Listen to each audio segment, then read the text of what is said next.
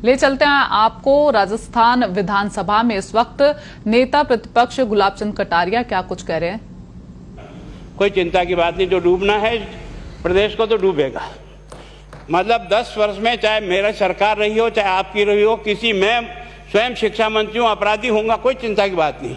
लेकिन आप कम से कम इन 10 सालों से इन जितनी कोचिंग संस्थाएं चल रही है, इनकी जितनी परीक्षाएं हुई है, उनके परीक्षा के रिजल्ट के साथ आप एक टीम लगा करके इनका पोस्टमार्टम करो, तब आपको समझ में आ जाएगा कि बीमारी कहाँ से चली है।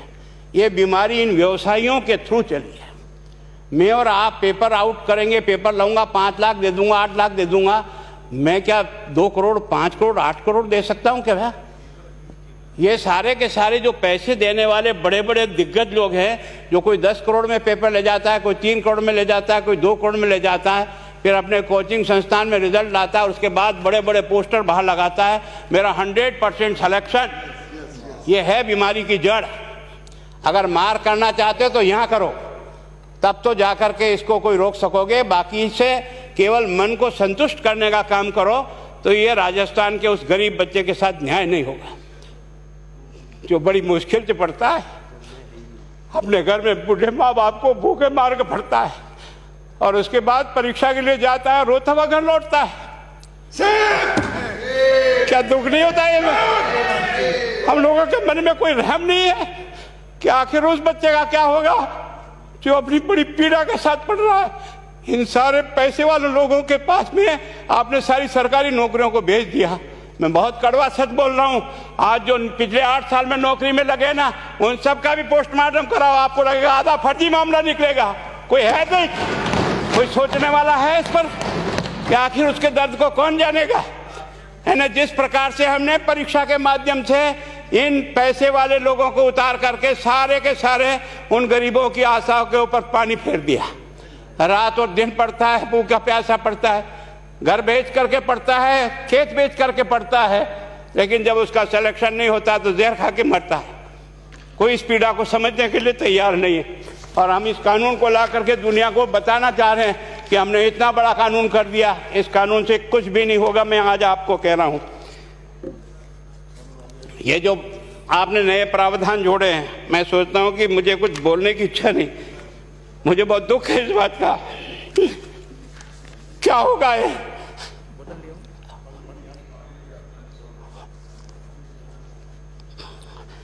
किस तरह की गैंग पालनी है उन्हें? पानी पिला दो, है ना। मैं उस दिन भी पूछा था कि मैंने कहा ये शिक्षा संकुल पे है, जिन लोगों को ड्यूटी पे लगाया, इसको लगाने वाला दोषी कौन है, जिसके कारण से पेपर जो है ना काट करके निकाल दिया। ये तो ठीक है, भाग्य हमारा अच्छा था कि सवाई माधोपुर की घटना फूट गई और एसओजी को उसमें हाथ में लग करके कुछ केस लग गया। अगर वो केस नहीं लगता तो आज आपकी सारी नौकरी पर इन सब बड़े बड़े दलालों के स्कूल में पढ़ने वाले बच्चे होते और मेरा गरीब का बच्चा अपना घर लौट के जाता। क्या दुर्भाग्य है।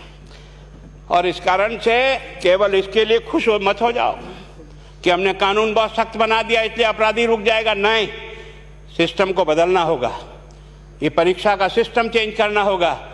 मैं सोचता हूं कि क्या हम इतने अक्लमंद बैठे हैं, क्या इस व्यवस्था को चेंज नहीं कर सकते? क्या एक ही पेपर हर राजस्थान में 20 लाख बच्चों को दिया जाए? क्या इसका कोई ऑल्टरनेट नहीं हो सकता? इसका ऑल्टरनेट सोचना चाहिए कि हम परीक्षा को टुकड़े टुकड़ों में कैसे कर सकते हैं। जिले के अनुसार पेपर नहीं, एक नहीं हम 25 पेपर बना सकते हैं। कौन से सेंटर पर कौन सा पेपर जाएगा कोई तय नहीं करेगा कौन सा जाएगा, और हम जो इच्छा होगी उस सेंटर पे वो पेपर भेजेंगे। और ये जितने भी प्राइवेट कॉलेजों में आपने सेंटर बना रखे उनको बंद करो, इनको तुरंत बंद करिए एक ऑर्डर से। जितने भी सरकारी विद्यालय है और सरकारी नौकर ही एग्जामिनर बनेगा और एग्जामिनेशन करेगा, तब तो आप इसको बचा पाओगे। ताकि आप और मैं कितने भी कानून बदल कर दें, आपका वो जांच करेगा, आपका वो अधिकारी आएगा। आपने कहा भाई सेशन जज के नीचे नियुक्ति नहीं होगी, इसके अलग से कोर्ट होगा, बहुत अच्छी बात है। प्रोविजन जो आपने डाले हैं वो स्वागत योग्य है, स्वागत करता हूं, पर इन प्रोविजन को लागू तो आप और मैं ही करूंगा, कौन करेगा? जब हम ही ठीक नहीं है तो इन प्रोविजन क्या रोएंगे अंदर बैठे बैठे? जब तक हमारा दिल और दिमाग ठीक नहीं होगा ना, इस बीमारी का इलाज नहीं होगा। हमने शिक्षा के मंदिर को भ्रष्टाचार की भट्टी में जलाकर खाक कर दिया।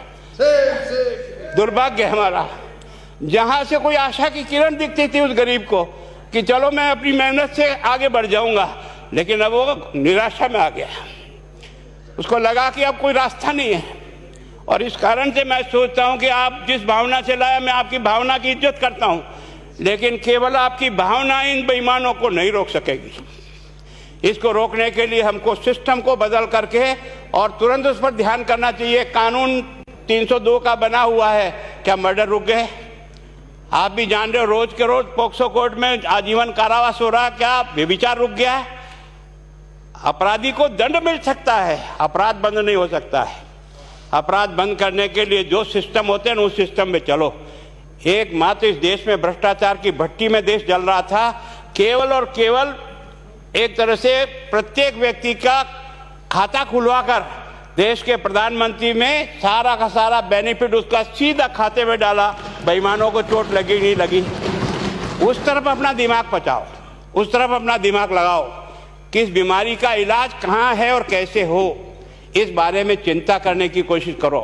मैं कई बार इधर सीकर और इधर गया तो मैं सोचता हूँ कोचिंग संस्थान की बिल्डिंग देंगे ना तो टोपी गिर जाए नीचे से। क्या चीज़ है यार, भगवान ने क्या लक्ष्मी वहीं बरसाई है। और जो बाकी संस्थाएं, उसका कारण यह है कि हमने अपनी दुकान को इतनी कमज़ोर कर दी है कि जहाँ बच्चे अच्छी तरह से शिक्षा लेकर के हम जैसे गरीब पढ़ करके यहाँ आ गए, अब वो रास्ते नहीं हैं। और इस कारण से मेरी बहुत विनम्र प्रार्थना है, इस बीमारी का इलाज चाहिए बच्चे को, कानून से नहीं होगा, कानून के अलावा होगा। और उसमें आप करें। धन्यवाद। Thank you. माननीय मंत्री महोदय।